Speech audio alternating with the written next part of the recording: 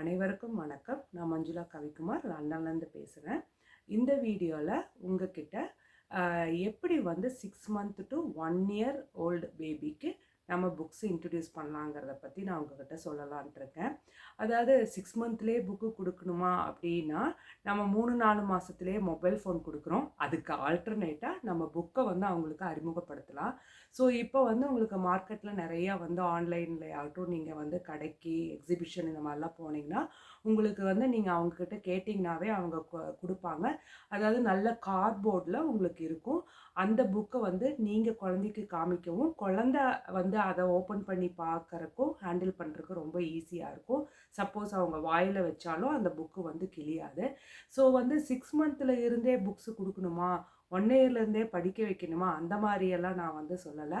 ஆக்சுவலாக வந்து மொபைல் காமிக்கிற பதிலாக அதே இதை நம்ம புக்கில் வந்து அப்போ இருந்தே நம்ம வந்து அந்த இன்ட்ரெஸ்ட்டை வந்து கொண்டு வரலாம். அது போக நீங்கள் வந்து கொஞ்சம் வந்து டாய்ஸ் நீங்கள் பக்கத்தில் நீங்கள் வச்சுக்கலாம். அது மரத்தில் இருந்தால் இன்னமும் ரொம்ப நல்லது. ஏன்னா சம்டைம் அவங்க வாயில் வச்சாலும் ஒன்றும் பிரச்சனை இல்லை. ஆனால் எப்பயும் கவனமாக இருங்க. ரொம்ப சின்ன ஒரு பொருளாக டாய்ஸ்லாம் வந்து இப்போ கொடுக்காம கொஞ்சம் பெருசாக இருந்ததுன்னா நீங்கள் பயப்படாமல் நீங்கள் வந்து உங்களுக்கு ஏதாவது ஒரு ஒர்க் இருந்தால் கூட நீங்கள் பார்த்துக்கலாம்.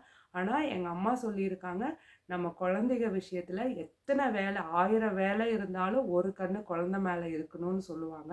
ஸோ எப்பயுமே நம்ம எவ்வளோ பிஸியாக இருந்தாலும் அந்த சின்ன குழந்தைங்க மேலே நம்ம வந்து ஒரு பார்வை, அதுவும் ஸ்பெஷலாக வந்து நம்ம இந்த மாதிரி ஃபாரின் கண்ட்ரியில் இந்த மாதிரி எல்லாம் தனியாக இருக்கோம், நமக்கு பார்த்துக்க யாரும் இல்லை, நம்மளே தான் வந்து சமைக்கணும், மற்ற வேலையில பார்க்கணும், குழந்தைய பார்க்கணும் அப்படின்னா நம்ம வந்து ரொம்ப கேர்ஃபுல்லாக வந்து நம்ம குழந்தைகளை பார்த்துக்கணும்.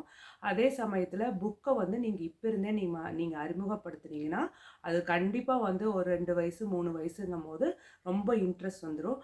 ஆனால் அந்த குழந்தைக்கு வந்து நீங்கள் வந்து இப்படி நீங்கள் யோசிக்காதீங்க, 1 2 3 வந்து ஒரு 3 வயசு ஆனால் சொல்லிடணும், ஏபிசிடி எல்லாம் சொல்லிடணும், எல்லாம் ரீட் பண்ணிடணும். அது இல்லை நம்ம மோட்டிவேஷன். மொபைல் ஃபோனுக்கு பதிலாக புக்ஸை நம்ம ஸ்லோவாக நம்ம அவங்களுக்கு வந்து இன்ட்ரடியூஸ் பண்ணி அதுக்கப்புறம் அதில் நம்ம இன்ட்ரெஸ்ட்டை கொண்டு போய் அதுக்கப்புறமா வந்து நம்ம அதில் வந்து அவங்கள ட்ராவல் பண்ண வைக்க போகிறோம். அதுதான் நம்மளுடைய டார்கெட்டு.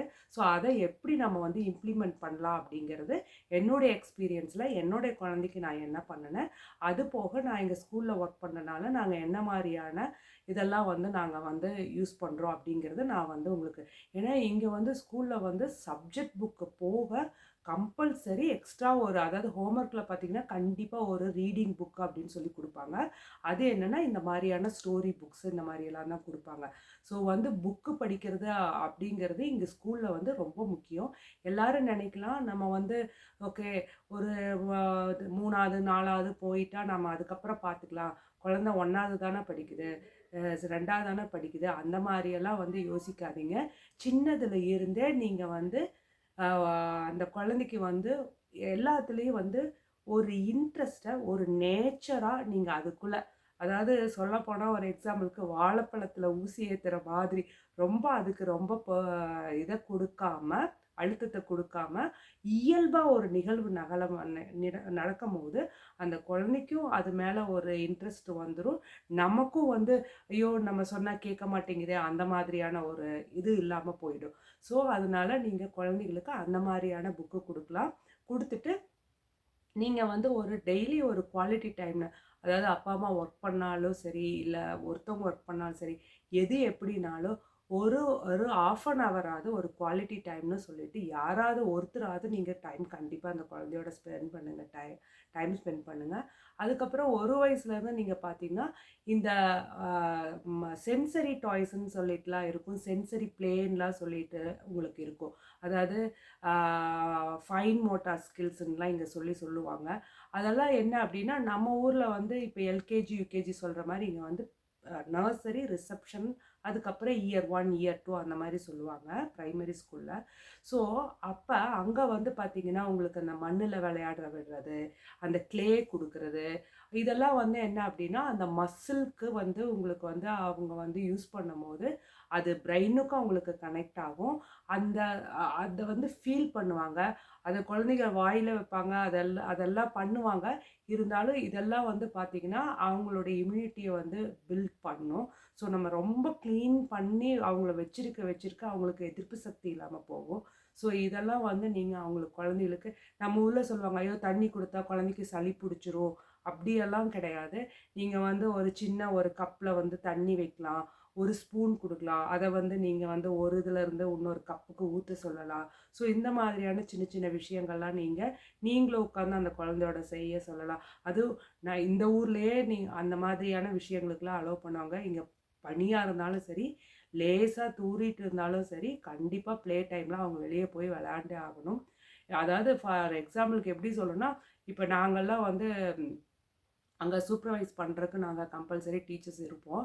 ஸோ வந்து எங்கள் கோட்டு வந்து ஃபுல்லாக வெட்டாகிற வரைக்கும் மழை வந்தால் மட்டும்தான் நாங்கள் உள்ளே வருவோம். சும்மா லேசாக தூறலுக்கெல்லாம் வந்து நாங்கள் குழந்தைங்கள வந்து உள்ளே கூட்டிகிட்டு வர மாட்டோம். அந்த பிரேக் டைமில் கம்பல்சரி வந்து அவங்கள விளையாட விடுவாங்க. ஆனால் நம்ம ஊரில் நம்ம பழகிட்டோம், மழையில் நனைஞ்சா சளி பிடிச்சிரும், காய்ச்சல் வந்துடும் அந்த மாதிரி. ஸோ நம்ம வந்து குழந்தைகளுக்கு ஹெல்த்தியான ஃபுட்டை சின்னதுலேருந்தே நீங்கள் அறிமுகப்படுத்துங்க. அந்த மாதிரியான ஃபுட் எடுக்கும் போது அவங்களுக்கு உடம்புல எதிர்ப்பு சக்தி தானாக வந்துடும். அது போக இந்த மாதிரியான விஷயங்களை அவங்கள எக்ஸ்ப்ளோர் பண்ண நீங்கள் அலோவ் பண்ணுங்கள். நீங்கள் ப்ளேதோ தான் வாங்கி கொடுக்கணும்னு இல்லை, வீட்டில் இருக்க சப்பாத்தி மாவு நீங்கள் கொஞ்சம் இது பண்ணி கொடுக்கலாம். அதுக்கப்புறம் நீங்களே வீட்டில் இருக்கிற கப்ஸ் அந்த மாதிரி ஏதாவது எடுத்து கொடுக்கலாம். ஸோ இந்த மாதிரியெல்லாம் வந்து நீங்கள் வந்து செட் பண்ணிவிட்டு அவங்களோட நீங்கள் ஒரு குவாலிட்டி டைம் 1/2 hour நீங்கள் ஸ்பெண்ட் பண்ணுங்கள். நீங்கள் அதில் பார்த்தீங்கன்னா நிறைய வித்தியாசம் அந்த குழந்தைகிட்ட தெரியும். கண்டிப்பாக ஸ்லோவாக நீங்கள் வந்து இந்த விஷயத்தை செய்யும் போது உங்களுக்கு வந்து இயல்பாக அவங்க புத்தகம் படிக்கிறதுல ஆர்வம் வந்து ஒரு கட்டத்தில் அவங்களுக்கு வந்துடும். நீங்கள் அதை கண்டிப்பாக வந்து ப்ராக்டிஸ் பண்ணி பாருங்கள். ஏன்னா இந்த டைமில் நீங்கள் அதில் இன்வால்வ் ஆகிறது ரொம்ப முக்கியம். ஏன்னா அவங்க ரொம்ப குழந்தைங்கிறனால. ஆனால் அது ரொம்ப முக்கியமான ஸ்டேஜ். ஸோ இந்த ஸ்டேஜில் இருந்தே நீங்கள் புத்தகத்தை அவங்களுக்கு அறிமுகப்படுத்துங்க. நன்றி.